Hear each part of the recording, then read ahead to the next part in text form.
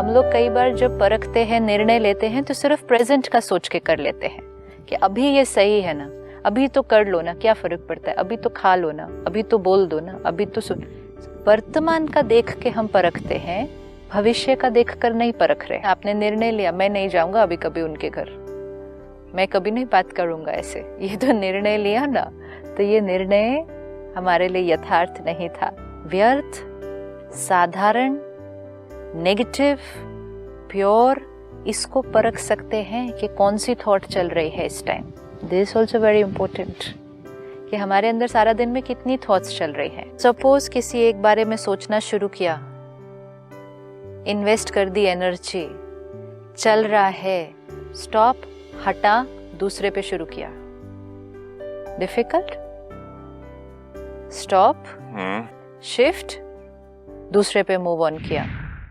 आज मैं आपके लिए कुछ पढ़ने के लिए लाई हूँ। श्योर मुझे मालूम है आप क्या लाए होंगे। मुरली, ऑफ कोर्स, महावाक्य, परमात्मा के महावाक्य, जिस टॉपिक पर हम पिछले कुछ दिनों से बात कर रहे थे, परखने की शक्ति। और लास्ट टाइम हम बात कर रहे थे कि आप किसी के घर गए और उन्होंने कुछ ऐसा व्यवहार किया जो respectful, in our vocabulary of respect जो हमारी है, कि सम्माननीय नहीं था। तो आपने डिसाइड किया कि उनके घर फिर कभी नहीं जाना जी। और आपने एंड में कहा मैं फिर भी नहीं जाऊंगा, अभी भी कहीं नहीं जाऊंगा, उनके घर नहीं जाऊंगा फिर से। और आपने कहा कि उन्होंने जो किया वो गलत था जी। तो मेरा गुस्सा होना तो नेचुरल था, तो आपने एंड में कहा लेकिन मैं फिर भी उनके घर नहीं जाऊंगा। बिल्कुल ठीक है। तो अब हम देखते हैं कि परमात्मा हमें क्या ज्ञान सुनाते हैं इस बात के ऊपर। And I just found a murli. अब आपने क्या किया मालूम है? We just fitted in. नहीं, so आपने क्या किया, सीधा सुप्रीम कोर्ट चले गए।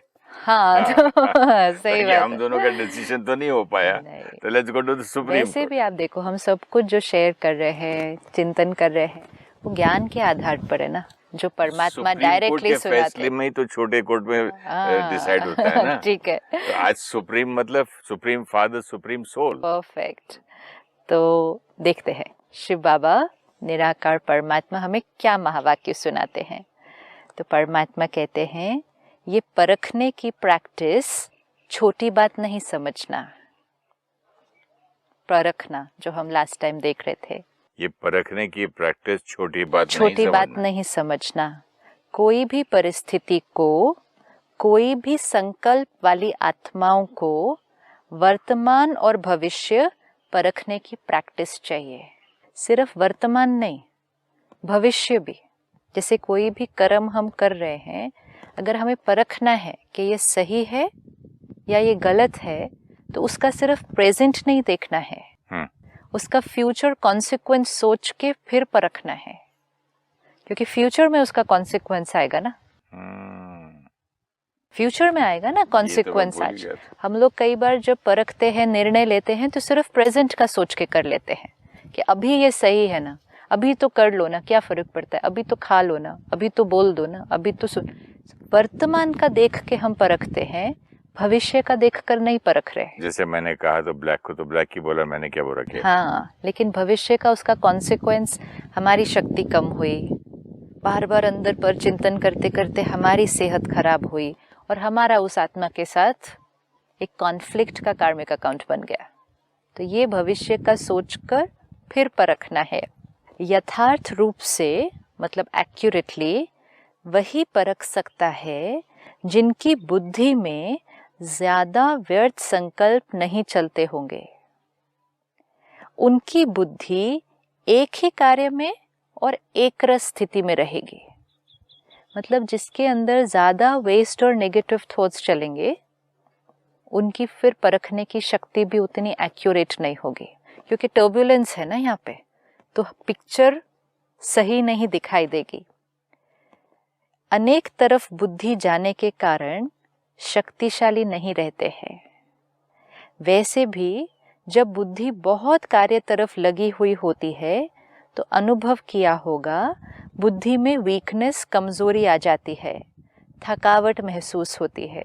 जनरली ऑल्सो अगर हम बहुत ज़्यादा काम कर रहे हैं, मन बुद्धि बहुत ज़्यादा यूज हो रही है, तो थोड़े टाइम के बाद हम कहेंगे थक गए।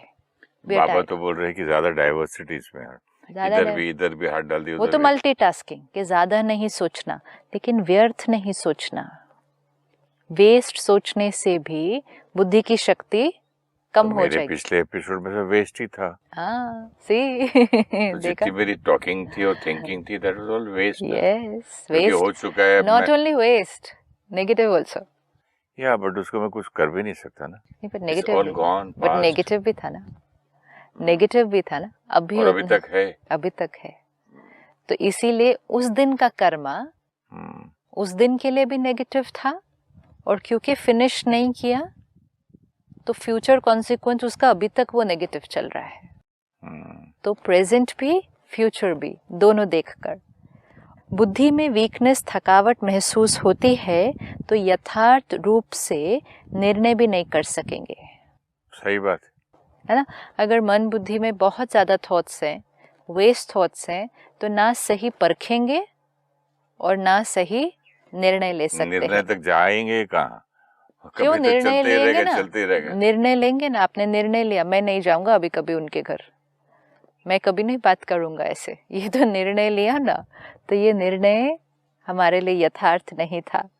थकी हुई आत्मा न परख सकेगी न निर्णय कर सकेगी। कितना भी होशियार होगा, सी दिस लाइन, कितना भी होशियार होगा तो भी थकावट में उनके परखने और निर्णय करने की शक्ति में फर्क पड़ जाएगा। मैंने कहा था ना, anybody who hurts my intelligence अपने आप को इंटेलिजेंट है। हाँ, लेकिन देखो कितना भी इंटेलिजेंट हो, अगर इस तरह का पैटर्न करते रहे, इस तरह की हैबिट हो जाए कि इसने मेरे को ये नहीं पूछा, इसने चाय नहीं पूछी, इसने मुझे खुद चांदी के गिलास में पानी पिया, मुझे स्टील के गिलास में पिला दिया, तो इतनी व्यर्थ चिंतन अगर चलेगा तो कितनी भी इंटेलिजेंट आत्मा हो, लेकिन थकने के कारण, सी मतलब क्वालिटी है हमारी, लेकिन थकने के कारण हम निर्णय शक्ति और परख शक्ति नहीं यूज कर पाएंगे। सारा दिन इन संकल्पों से बुद्धि थकी हुई होने के कारण निर्णय करने की शक्ति कम हो जाती है, इसीलिए विजयी नहीं बन सकते। विजयी on what? Victorious on my own self, on my own weakness, थके हुए हैं।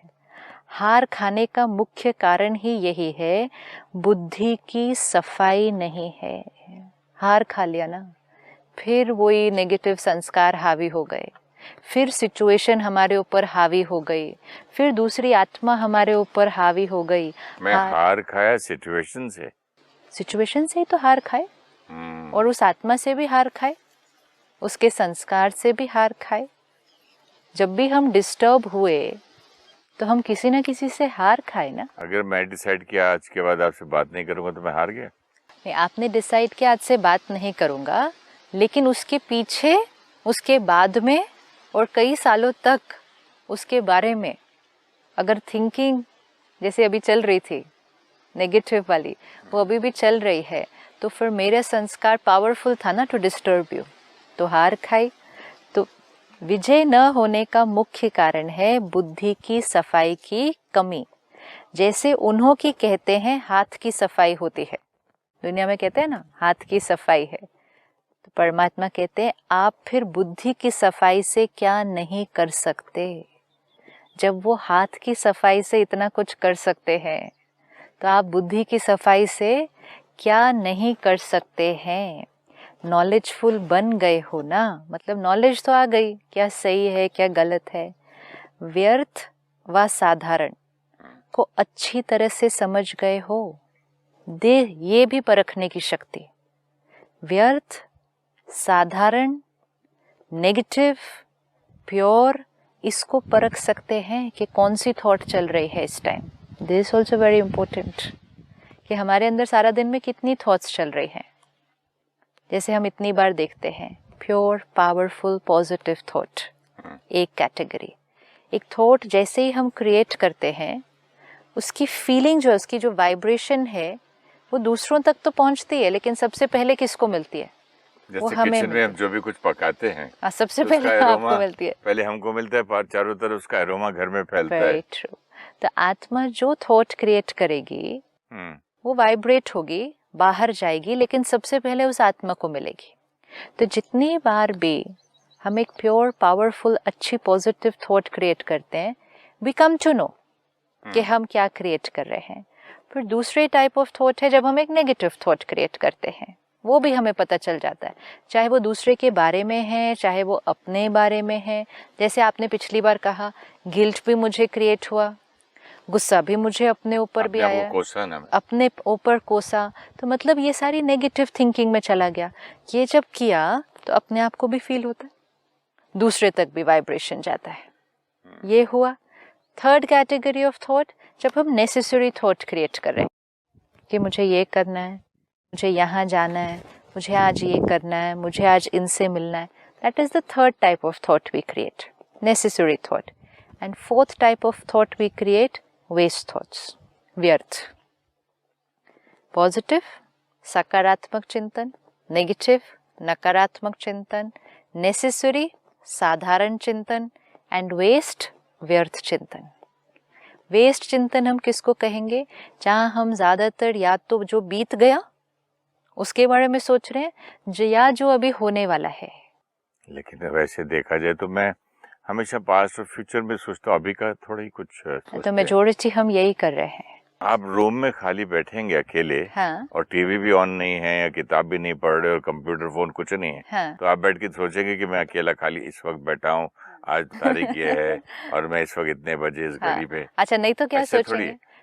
कोई भी थॉट आ जाता है। स्कूल में ऐसा था, कॉलेज में ऐसा हुआ, जब माँ जिंदा थी तो ऐसा हुआ, शूटिंग में ऐसा हुआ, हाँ, मतलब पता नहीं कल का बच्चे का क्या होगा, हाँ। और उधर वो उसका बच्चे का वो है, उसके बच्चों के आज के जमाने का क्या होगा, हाँ। इनकी 30 साल बाद दुनिया कैसे रहेगी। तो परमात्मा कहते हैं ये दोनों टाइप ऑफ थॉट्स, या तो पास्ट या तो future, not in my control, power waste, energy not in my control. क्या कि पास्ट और फ्यूचर को सोचना नहीं सोचना, क्यों? जैसे आप आता है वो, आप पे ही नहीं आता है। अभी ये भी थिंकिंग चेंज करनी है कि थॉट आप पे ही आता है, थॉट अपने आप नहीं आ रहा है। मैं थोड़ी बोलता हूँ 1945 में क्या हुआ। अच्छा, अगर आ भी जाए, चलो आ गया ना कि हम बैठे साइलेंट हैं। 1960 में ऐसा हुआ था। हाँ, इट्स ओके, आ गया। बेसिकली क्या हुआ है, अंदर जो स्टोर करके रखा है मेमोरी बैंक में, सब कुछ स्टोर्ड है, जब से वो संभाला सब कुछ स्टोर्ड है ना, तो कोई भी चीज आती है। अब उसको कितनी देर उस बारे में सोचेंगे, जब तक रियलाइज नहीं किया कि मैं वहाँ खोया हुआ था। तो वो रियलाइजेशन, मैं एक किताब पढ़ता हूँ सिस्टर, तो 3-4 पैराग्राफ के बाद एक वर्ड कुछ ऐसा आता है उसमें, या एक लाइन ऐसी आती है जो कि कोई मेरे साथ रिलेटेड किस्से की बात हुई, कुछ स्कूल आ गया या टीचर का नाम आ गया, तो वहां से कनेक्टेड सीधा थर वहां चला जाता है। और ये आंख वहीं रहती है, किताब हाथ में रहती है, मैं वहां घूमता रहता हूँ। उसके बाद रियलाइज होता है कि मैं अभी तो पेज नंबर लाइन नंबर 7 पे ही हूँ। हाँ, तो परमात्मा कहते हैं ऐसी मन बुद्धि थक जाएगी। बट बिटवीन द रियलाइजेशन कि अभी तक मैं 7 लाइन ही पढ़ा, और बिटवीन फर्स्ट एंड 7 के बाद फिर से शुरू करने के बीच का gap was not in my control. It is in my control when I start doing it from today. Never say it's not in my control. We can only say I was not aware. मैंने ध्यान ही नहीं रखा, आज से मैं ध्यान रखूंगा। Suppose हमने एक वर्ड यहाँ पढ़ा, अभी सपोज बातों में ही देखते हैं, अभी हमने मुरली की एक लाइन पढ़ी, ठीक है, और फिर उस लाइन को लेके हम दूसरी बातों पे आ गए, अभी हम आ गए, बट आई एम अवेयर कि हम ये कर रहे हैं।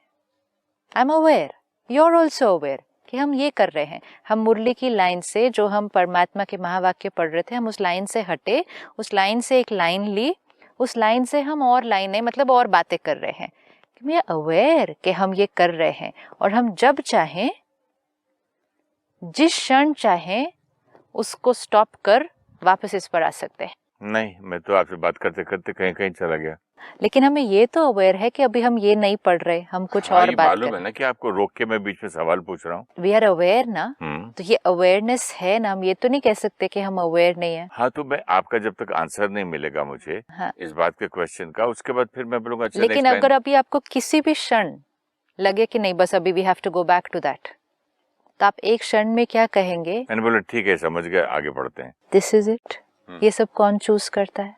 मतलब हम सोच रहे हैं, हमें दिख गया, हम अवेयर हो गए कि नहीं बहुत ज्यादा बाहर आउट ऑफ इस टॉपिक से चले गए, स्टॉप, वापस। ये हम भी तो कर रहे हैं।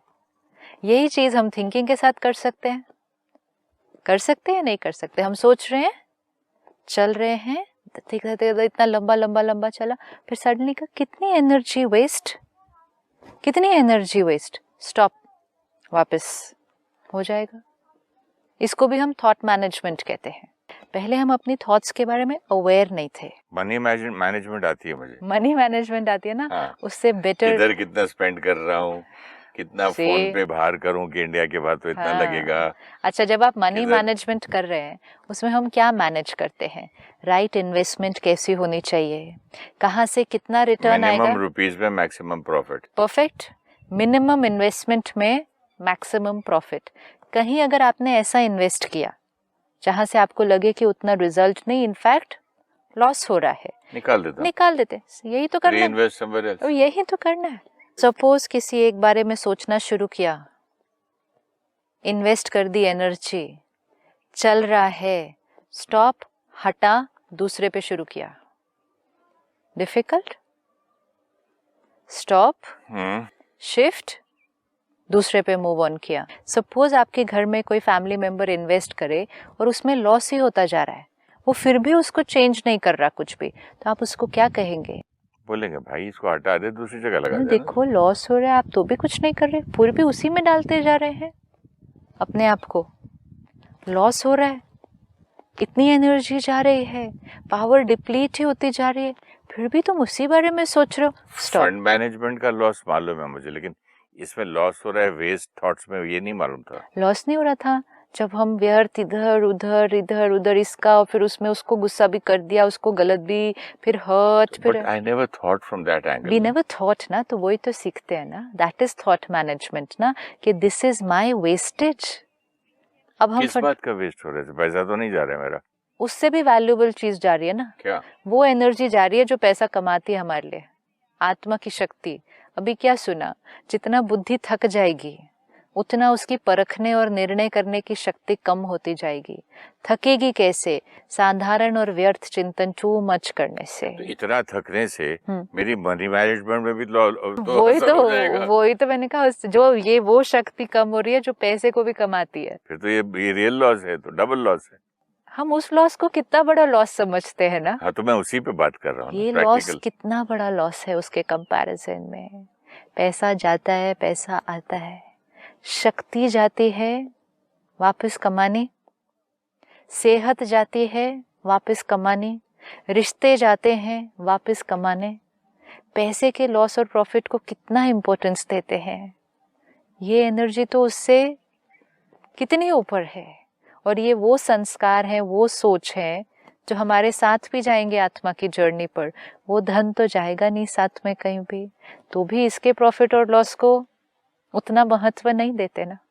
यही तो आज सीखने को मिल रहा है कि अपनी थॉट्स की अवेयरनेस, इसको भी हम कहते हैं थॉट मैनेजमेंट। मतलब जैसे SOS कहते हैं ना, तो इसमें भी SOS है, स्टॉप कर देना है, उसको ऑब्जर्व करना है कि ये मैं किस बारे में क्या सोच रहा हूँ, क्या ये मेरे लिए सही है, और तुरंत स्विच।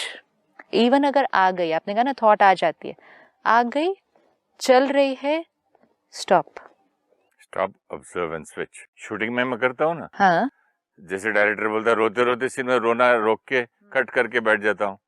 उसके बाद बोलता गड़बड़ होगी, सॉरी लाइट गड़बड़ होगी, दोबारा शुरू करो। हाँ। फिर लाइट्स ऑन, फिर रोना शुरू सीन। अच्छा, और अगर सपोज वो बोले रोते रोते सीन वो हुआ, स्टॉप, हाँ, नेक्स्ट मिनट के बाद नेक्स्ट सीन, हाँ, उसमें आपको बहुत खुश होना है, कर सकते हैं। हाँ, तो वो कर सकते हैं। तो ये शुरू में तो घर तक रोता हो जाता था। नहीं, पर स्टॉप करके दूसरे सीन में चेंज कर सकते हैं। अब कर सकता हूँ, लेकिन अर्लियर स्टेजेस में कभी कभी ऐसा होता था कि मैं घर तक रोता हो जाता था। मतलब हम उस रोल में क्या हो गए, खो गए।